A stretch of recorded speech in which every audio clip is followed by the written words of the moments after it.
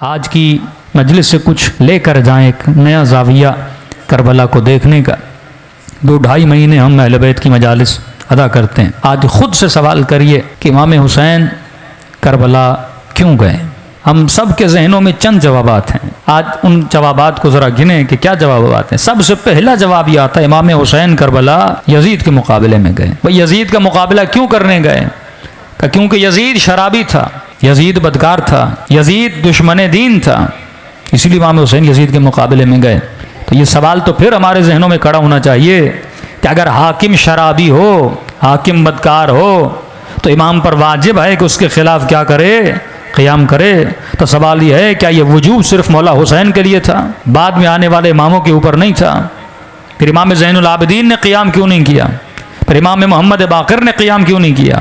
फिर छठे इमाम ने क़याम क्यों नहीं किया? फिर 7वें इमाम ने तलवार क्यों नहीं उठाई? फिर इमाम रज़ा ने तलवार क्यों नहीं उठाई? फिर इमाम हसन अस्करी ने तलवार क्यों नहीं उठाई? अगर किसी का शराबी होना ये हमें इजाज़त देता है कि हम उसके ख़िलाफ़ क़याम करें, तो ये क़याम सिर्फ मौला अली की ज़िंदगी में क्यों मिलता है कि इस बिहाफ पे कि यजीद शराबी है, इस बिहाफ पे कि यजीद ज़ानी है, इमाम हुसैन के मुकाबले में जा रहे हैं। दूसरी चीज़, यजीद हुसैन से क्या चाहते थे?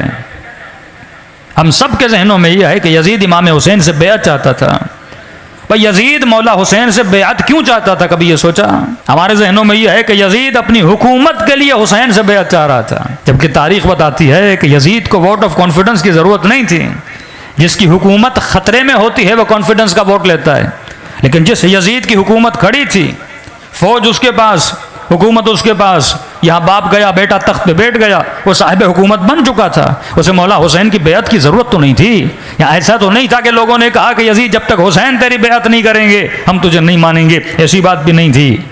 बल्कि यजीद अगर मौला हुसैन से मुकाबला कर रहा है तो अपनी हुकूमत को गिराने की गोया कोशिश कर रहा है। फिर उसे ज़रूरत क्या पड़ी कि इमाम हुसैन से बेअत ले। दूसरी चीज़, जब यजीद को यजीद के बाप ने बताया था कि यजीद हुसैन से कभी बेअत न लेना, क्योंकि हुसैन कभी तेरी बेअत नहीं करेंगे।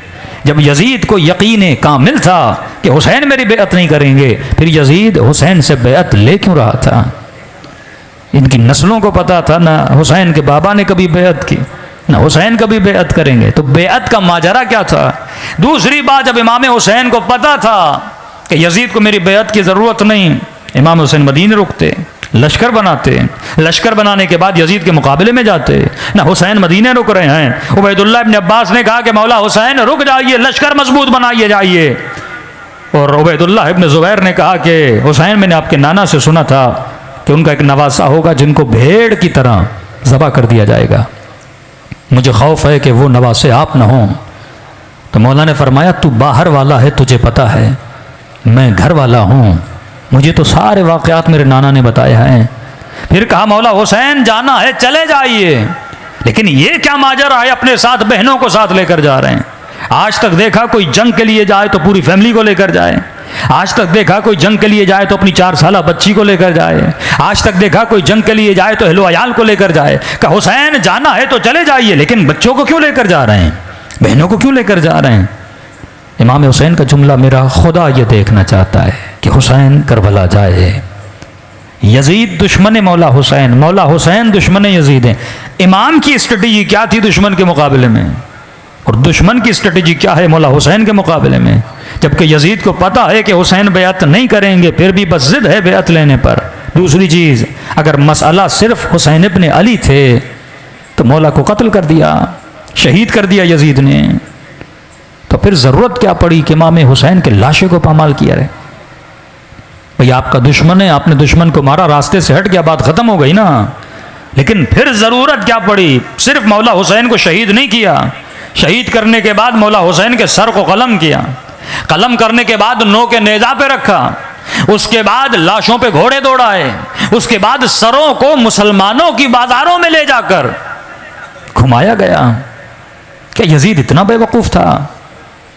उसे पता नहीं था अगर मुसलमानों के बीच में जिस मोहम्मद का वो कलमा पढ़ते हैं उसी के नवासे का सर मैं बाजारों में ले जाऊंगा तो क्या ये लोग मेरे खिलाफ नहीं होंगे?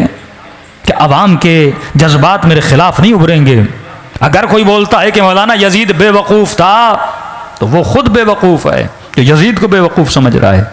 जिस यजीद को कूफे का हाकिम जिसको यजीद ने बनाया, 25 साल उसका बाप हाकिम रह चुका था, उसके पास तजुर्बा था।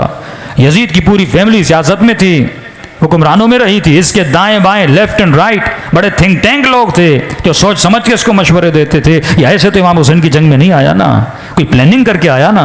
फिर ये कैसी प्लानिंग है जिस प्लानिंग के नतीजे में वो खुद को बदनाम कर रहा है कि नबी के नवासे के गलों को काट के बाजारों में घुमाया जा रहा है। अरे दुश्मनी हुसैन से थी, समझ बात आती है, लेकिन उस हुसैन की बहनों की चादरों को लूटना, 4 साल बच्चियों को असीर बनाना और बाजारों में ले जाना, यह कौन सी टेक्निक थी कि एक ऊंट पे सैयदा ज़ैनब को बिठा दिया, उसी ऊंट की गर्दन में भाई के कटे हुए सर को बांधा और ये मंजर पूरा बाजार देख रहा है।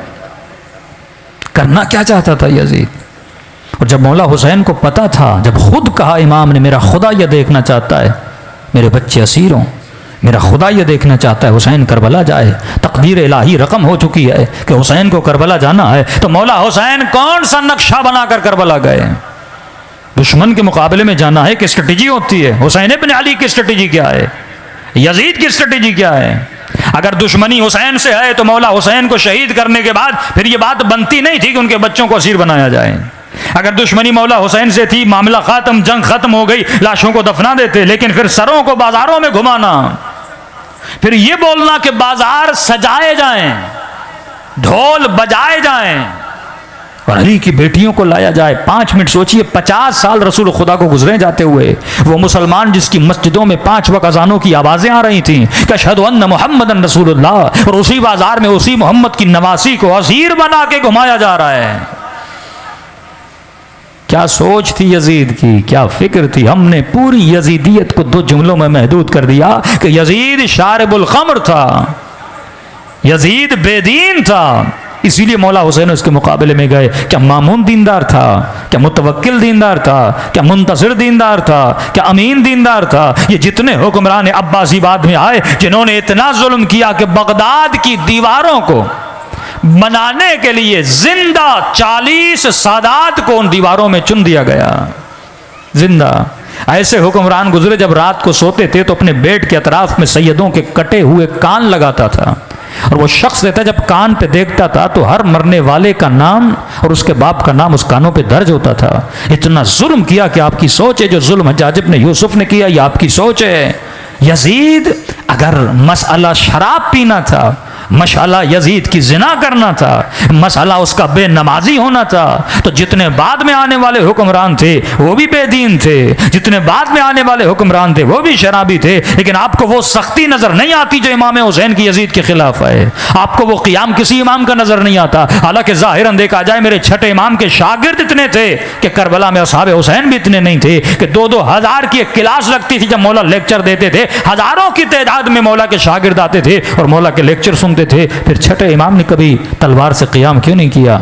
मौला हुसैन ने क़ियाम किया, तो क़ियाम की वजह क्या थी? यजीद के जहन में चल क्या रहा था? क्या था उससे पहले जो थे, क्या उन्होंने शराब नहीं पी? आलम यह था बनी उमैया के हाकिमों का, ये सुन्नत की किताबों में मौजूद है कि शराब पीकर नमाज पढ़ाते। और आलम बदबख्ती ये था कि जब लई ने 2 रकात को 4 कर दिया तो पूछने वाले ने कहा कि आपने आज नमाज सही नहीं पढ़ाई। उसने कहा क्या मतलब? कहा आपने सुबह की 2 4 कर दी।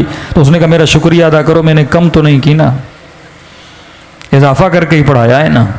और इस कदर शराब पी के नमाज पढ़ाते थे कि उल्टियां मुसल्लों पे करते थे, मस्जिद को अपनी गंदगी से नजस कर देते थे। यह आलम था।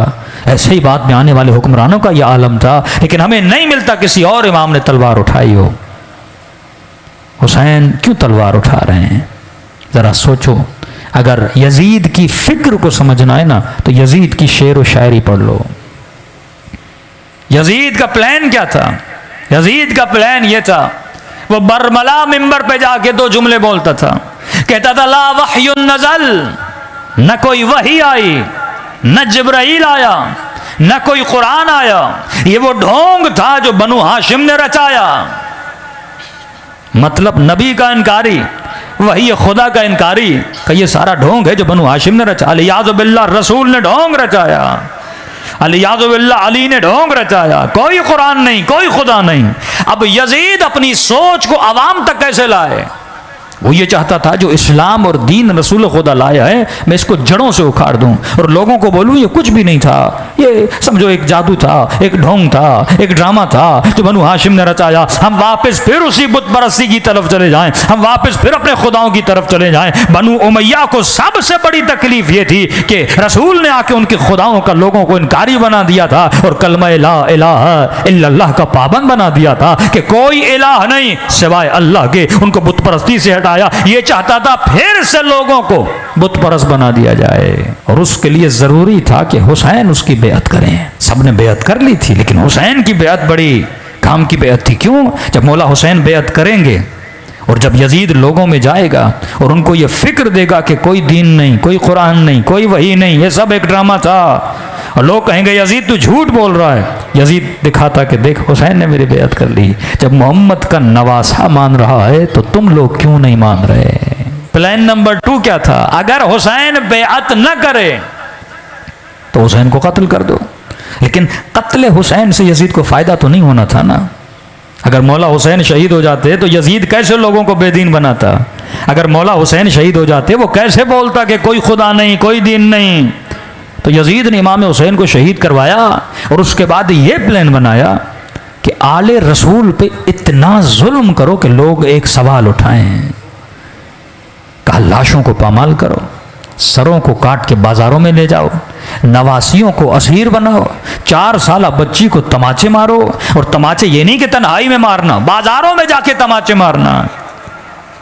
ये रिवायात के जुमले हैं, रावी कोई शिया नहीं का। इमाम हुसैन का सर शाम के बाजार में जमीनों पे फेंका गया और नेज़े की अनियों से मारता था कि मेरे मौला सजाद फरमाते ये वो एक मकाम था जहां पे मेरे बाबा की कटी हुई गर्दन से आवाज आई कि जालिम मारना है मार, बेटी के सामने न मार। कौन करता है ऐसा? क्यों बच्चियों को लोगों के सामने? ये दूसरा प्लान था उसका।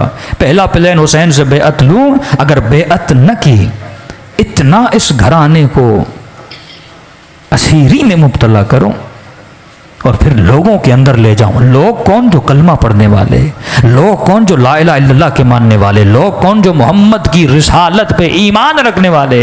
अब जब सादा ईमान बंदा ये देखेगा उसी मोहम्मद के नवासे की गर्दन नो के नेजा पर है, उसी मोहम्मद की नवासियां असीर बन के बाजार में आई हैं, उसी मोहम्मद का नवासा जंजीरें बंधी हुई, जुल्म इतना, कटे हुए सर के पूरे सर पे खाक मली हुई है।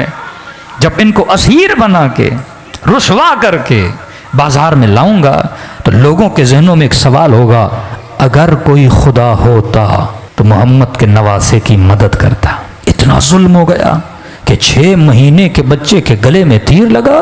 खुदा अपने मोहम्मद के नवासे की मदद नहीं कर रहा, खुदा मोहम्मद के हुसैन की मदद नहीं कर रहा, कि जिसके लिए हुसैन के लिए बोला कि सैयदा शबाब अहलुल जन्नह, ये जन्नत के जवानों के सरदार, जन्नत के जवानों के सरदारों के साथ ये हाल। अगर कोई खुदा होता। कई कमजोर दिल मोमिन जब कोरोना के दिन आए ना, अभी मैं इंटीरियर सिंध से, कई गरीब कह रहे थे अगर कोई खुदा होता तो हमारी मदद करता, अगर कोई खुदा होता सियासतदानों से पूछता, अगर कोई खुदा होता अली वाला क्यों मरता, अगर कोई खुदा होता। कई लोगों का ईमान इन बीमारियों में कमजोर हो गया था कि भाई हरम से शफा मिलती है, आज हरम बंद है, जिक्र हुसैन से शफा मिलती है, कोई मजलिस में आने के लिए तैयार नहीं था। ईमान जब कमजोर होता है ना फिर इंसान की जड़ों को खोखला करता है। और वो कूफे वाले जो खत लिखकर हुसैन के पास नहीं गए, अब उन्हीं के पास मौला हुसैन की कटी हुई गर्दन, 4 साल बच्ची, कटे हुए सर कभी घोड़े के गले में बंधे हुए, चादरों को लूटा गया, हाथों में रस्सियां, गर्दन में तोक डाला। इतना ये कौन है? ये आले रसूल है। 50 साल नहीं गुजरे रसूल खुदा को जाते हुए और इतना अहले बैत रसूल पे जुल्म किया और बाजारों से घुमाया गया कि देख अगर कोई खुदा होता मोहम्मद की मदद करता, अगर कोई खुदा होता अपने मोहम्मद के हुसैन की मदद करता। लिहाजा जब ये जहनों में सवाल बने ना तो मतलब कोई खुदा नहीं है।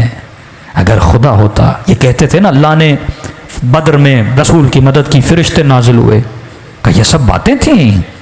क्या वो फरिश्ते बांध दिए गए? उन फरिश्तों को करबला में क्यों नहीं भेजा? उन फरिश्तों को बाजार कूफा में क्यों नहीं भेजा? उन फरिश्तों को बाजार शाम में क्यों नहीं भेजा? लोगों के अकीदों को कमज़ोर किया। यह प्लान था यजीद का। हुसैन का प्लान क्या था? स्ट्रेटजी देखो, एक इमाम की और निज़ाम तागूत की। यहाँ से मोमिन अपने ईमान को मजबूत करें, कहीं मुसीबतें परेशानियां तुम्हें कमज़ोर न कर दें। कहीं वो सोच जो यजीद की थी कि आज लोग बेदीन क्यों बन रहे हैं, क्योंकि अल्लाह पे भरोसा ख़त्म हो गया। वो ईमान और यकीन मंजिल कामिल जो मौला हुसैन के पास थी वो हमारे वजूद से ख़त्म होता जा रहा है, क्योंकि जुल्म इतना बढ़ता जा रहा है। ये अलाइम ज़ुहूर में से है कि मौला के ज़हूर से पहले इतना जुल्म, इतनी बेदीनी, इतनी तंगी लोगों के अंदर लाई जाएगी कि बंदा बोलेगा अगर कोई खुदा होता तो हमारी मदद करता। क्यों हमारा ईमान मोजिज़ों पर मजबूत हो जाता है? क्यों हल्का हल्का मोजिज़ा हर घर में होता है? तो मोमिन बोलता मौलाना फला घर में मोजिज़ा हो गया। भाई अगर मोजिज़ा न होता तो क्या तुझे हुसैन पर यकीन नहीं था? अगर मोजिज़ा न होता क्या तुझे मौला अली पर यकीन नहीं था? ईमान इसी तरह कमज़ोर करता है शैतान। यही सोच यजीद इब्ने मुआविया की कि इतना जुल्म करवा दे रसूल पे कि लोगों के जहनों के अकीदे कमज़ोर हो जाएं।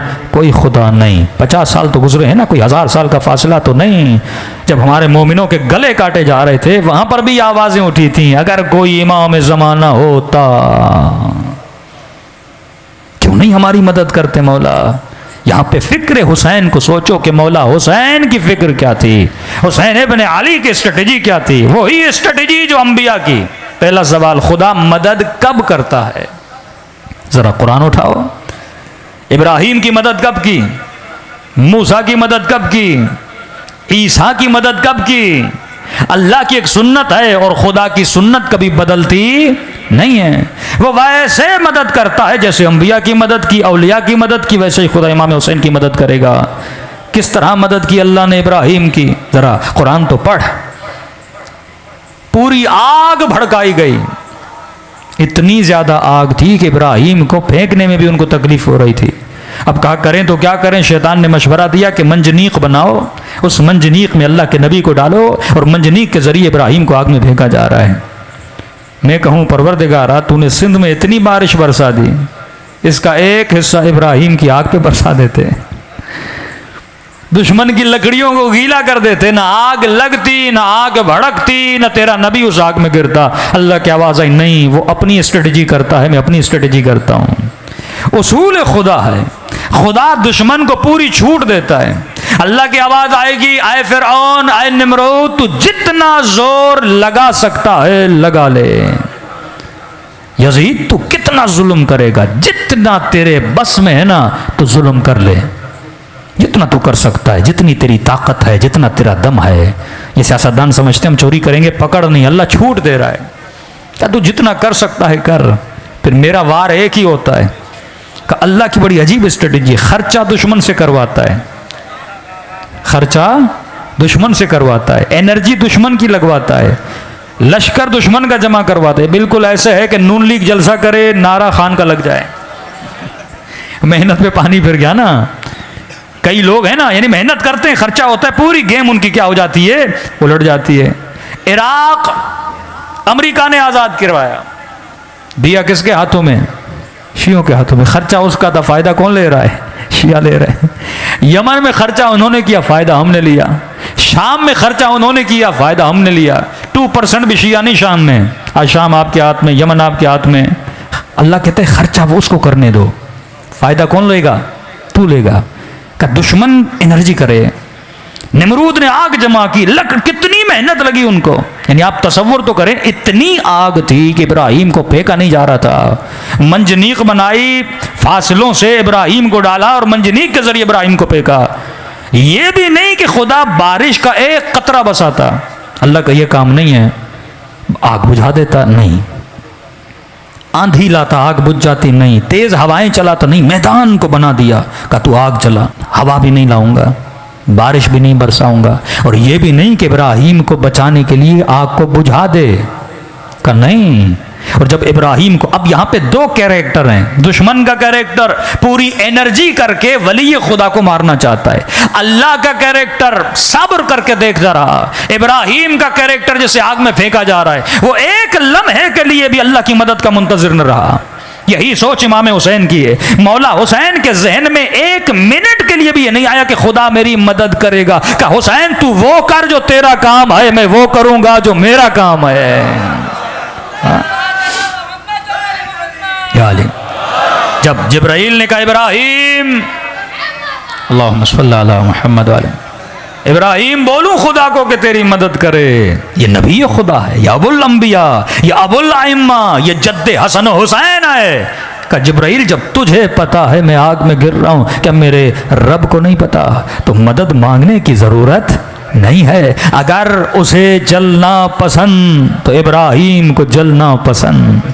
अगर वो बचाने पे आए बचा सकता है, इब्राहिम बचने पे राजी, इब्राहिम उसकी रज़ा पे राजी है। यही जुमला करबला में हुसैन ने कहा कि रज़न बिरज़ा व तस्लीमन ले अमरे, ऐ खुदा बस तू देखता जा, अगर तू राजी है तो हुसैन भी कदमों को बढ़ाता जाएगा। एक लम्हे के लिए हुसैन इब्न अली मदद खुदा के मुंतज़िर नहीं थे, क्योंकि हुसैन कुरानी उसूलों पे चल रहे थे कि इन्नल्लाह मअस्साबिरीन, खुदा किन का साथ देता है? जो मुसीबतों में सब्र करते हैं। इस उसूल कुरानी पे मौला हुसैन को यकीन था, लेकिन खुदा ने इब्राहिम को कैसे बचाया? जैसे आबे निमरूद में इब्राहिम को फेंका गया तो आवाज आई या नारू खूनी बर्दन व सलामा, आग को बुझाया नहीं, कि तेरी गर्मी भी गर्मी रहे लेकिन इब्राहिम को न जलाना।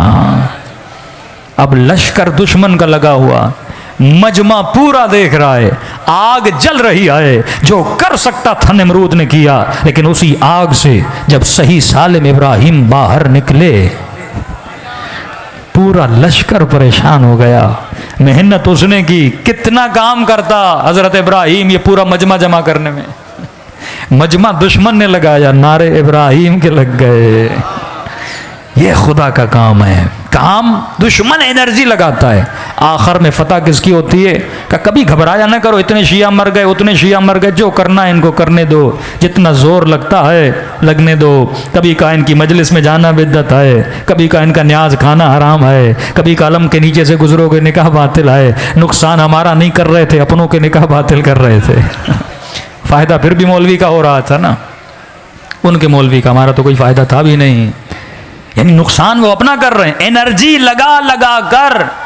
आज वो सारी चपेड़े उनके चेहरे पर पड़ रही हैं, जब उनकी नस्लें, उनके बुड्ढे बोल रहे हैं कि पूरी जिंदगी तूने हमारे निकाह बातिल की, आज पता चला निकाह बातिल था ही नहीं। पूरी जिंदगी तुमने हमें झूठ बोला, आज मीडिया से साबित हो गया, शियों की मजलिसों से साबित हो गया, इनकी मजलिसों में ऐसा कुछ नहीं होता। बातिल कितना उभरेगा, बिल आखिर हक उभर के वापस आ जाता है। तो खुदा की एक स्ट्रेटेजी है, वो इन द एंड एक ऐसा काम करता है कि दुश्मन की सारी मेहनत पे पानी फेर देता है। पहले दुश्मन के चेहरे को जाहिर करता है कि देख तेरा दुश्मन कैसा था। वल्लाह अगर करबला ना होती ना, बनी उमैया का चेहरा लोगों पे जाहिर ना होता। आज भी लोग यजीद के कसीदे पढ़ रहे हैं। अब तसव्वुर करो, यजीद अगर अपनी यजीदियत न करता, वो मुसलमानों का कोई पांचवा या छठा खलीफा भी बन जाता, ये अकीदा इनका हो जाता। इमाम हुसैन उसके चेहरे को जाहिर किया।